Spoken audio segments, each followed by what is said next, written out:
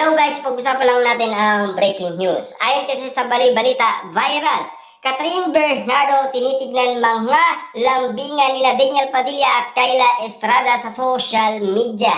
Inggit yan. Pinag-uusapan nga naman kasi na tila napapanood umano ni Catherine Bernardo sina Daniel Padilla at Kayla Estrada. At lalong-lalo na kasi noong 2025, ayon sa balita, pinapanood ni Catherine Bernardo si Daniel Padilla sa Incognito Season 1. Na ngayon, nababalitaan naman si Catherine Bernardo na pinapanood ang lambingan nina Daniel Padilla at Kayla Estrada. Kaya nga naman kasi pinag-uusapan na pilit inahabol-habol ni Catherine Bernardo ang isang Daniel Padilla. Ayon kasi sa balita, merong nakitang iba si Catherine Bernardo na yan ang tinutukoy umano sa social media. At sino kaya ang nasabing blind item na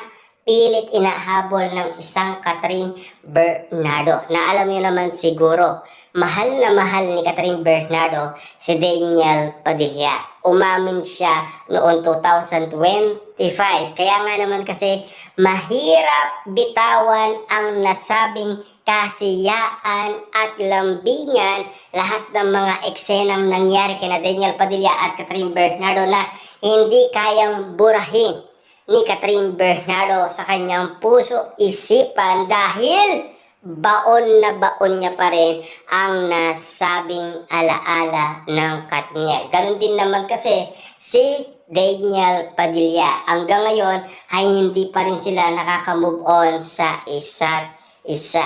Kaya nga naman kasi pilit silang nagpaparamdam at lalong-lalo na kasi nagparamdam ang ABS-CBN dahil naka-line up daw ang nasabing bagong movie ng Katniel. At lalong-lalo na siyempre kumilos na rin si Direk Cathy para kausapin ang dalawa at pumayag naman. At least makikita na natin sila Daniel Padilla at Catherine Bernardo. At siyempre, siguro ito na ang kaligayaan ng dalawang magkasamang muli. At lalong-lalo na masisilayan muli ng mga Katniel fans sina Daniel Padilla at Catherine Bernardo.